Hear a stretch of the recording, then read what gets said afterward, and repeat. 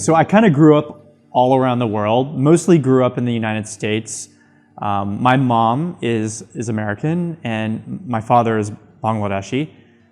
So just growing up my whole life, I kind of have been going back and forth between the US and Bangladesh. And I think that's really interesting because now that I've come to found Augmedix, the company itself is a blend of Silicon Valley in the US as well as Bangladesh, and it's come to reflect a little bit of my upbringing, which is pretty neat.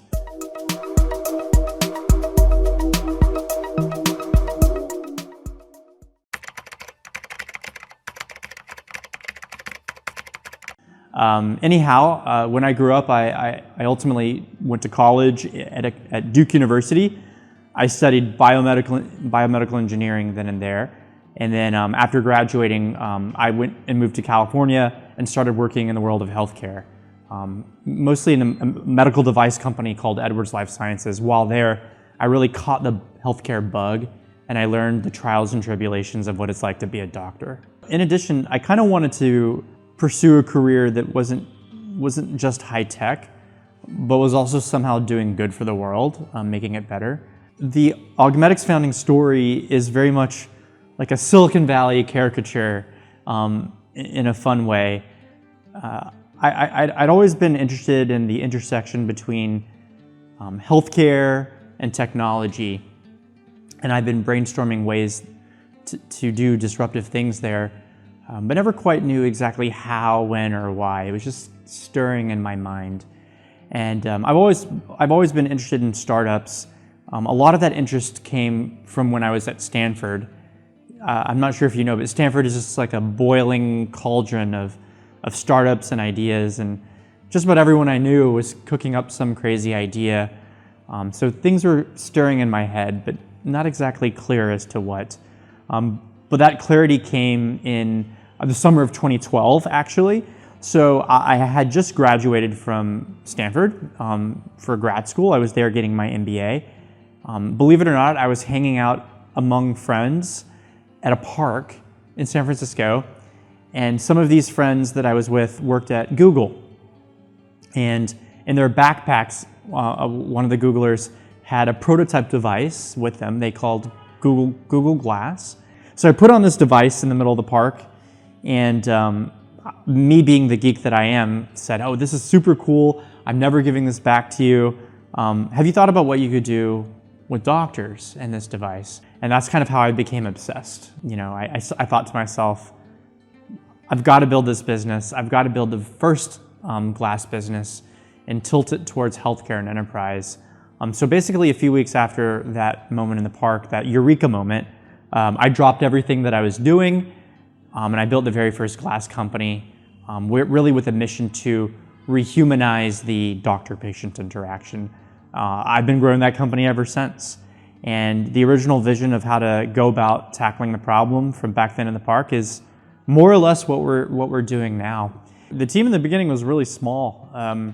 We had about 10, 20 people in the first 1 or 2 years. You know, startups have to be lean and scrappy and make do.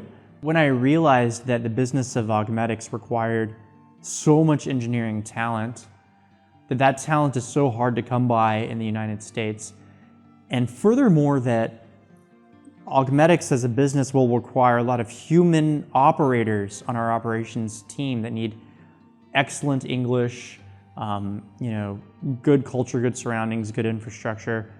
It dawned to me, well, gosh, maybe Bangladesh would be the right place for all of this to occur, and maybe I can reach back into my heritage and build something in Bangladesh that can supply so much of the human expertise and service layer of the company as well as the engineers today. Now we have like 4x as many people in Bangladesh as we do in the US, and that makes me very happy. So in the early days, we were 100% Google Glass, meaning if a doctor was to invoke our service, the device that we used in the room was the doctor wearing Google Glass. Today, but we've diversified our offerings such that doctors can also use other devices, and most typically doctors will use a phone device, typically on a stand. Sometimes they'll bring it around with them. We have offices in 5 countries now. We have Our global headquarters is in San Francisco, so in the United States. Our second office is the Dhaka, Bangladesh office, which is where we are right now.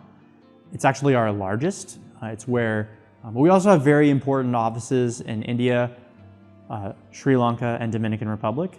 Yeah, a lot of people don't know, but the healthcare system in America has a lot of challenges. It's quite broken. Probably the biggest pain point in the lives of doctors in America, and increasingly all over the world, is that a doctor has to spend 2 or 3, sometimes more hours per day, typing, charting, clicking on the computer. Really, it's destructive to the lives of doctors.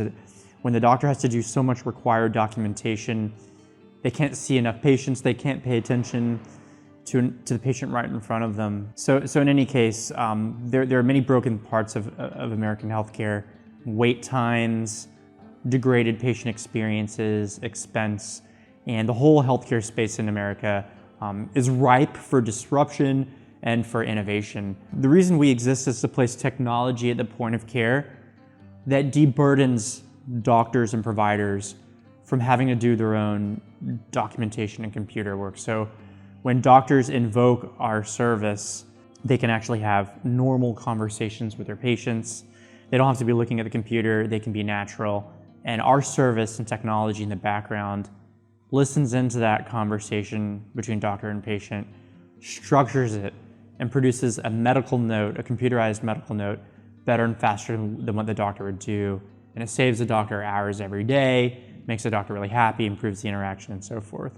But as you might imagine, the trials and tribulations to get started, there are many. Doctors are not the type that want to change their behavior. Doctors are kind of set in their ways. They went to grad school for 10 years and they know everything. And so to convince doctors and doctor groups and leaders to do things differently is harder than convincing most anyone to do anything else. We, Augmedix, want to be a layer on top of healthcare, an iconic must-have solution. We want doctors to think about Augmedix the way they think about their stethoscope. Yeah, I mean, Augmedix has raised tens of millions of dollars. We've done a lot of fundraising, and I've seen just about every kind of round you could imagine, from seed to Series A, onward towards public company fundraisers. So I have a lot of wisdom to share. I think, for one, the hardest is the first check, the seed and the Series A. So my advice and counsel to entrepreneurs is it gets easier and it gets better from there. I guess some advice I have on fundraising is think about the end, not just the beginning. Think about not just how to start your company and get it to the next phase, but be thinking about how you'll exit and provide a return for your investors, and start to kind of weave that web so that you can tell the full cycle story on day one. Think about day 100 or year 10 while you're still thinking about day one. The next piece of advice on the fundraising cycle is be very, very careful, judicious, and thoughtful around who you bring around your initial funding circle. These people, startups take a long time, especially healthcare startups or international startups. These are not one-year things. These are like 5, 10, 15-year things. So these people, it's almost like getting married. And there will definitely be hard times, disasters, risk, geopolitical events, macro events. And if you have skittish investors that don't understand, you're just a number, things will get challenging. So bring people around. Don't just take the biggest check or the highest valuation. Consider those things, but care more about the loyalty and understanding and alignment with your investors, because during the hard times, that's what's going to matter much more than a small difference in valuation. A lot of my advice towards entrepreneurs is start now. A lot of entrepreneurs think that more validation is needed, more credentials, you should be more experienced, your resume should be longer with more success before your big idea, anybody will take you seriously. More often than not, I see life passing these people by, and their idea was just as valid today as it'll be 3 years from now.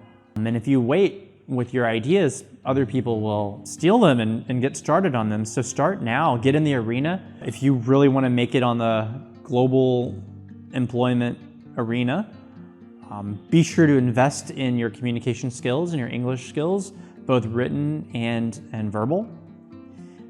That's still a must, and it'll bring you a lot of credibility in almost anything you plan to do. 2, invest heavily in some unique hard skills, quantitative skills, especially productivity tools and software tools. Don't be the jack of all trades, but find some hard quantitative things that are differentiating and modern. Don't just chase the latest and greatest thing. A lot of the things come and go, but identify hard quantitative skills that you think are robust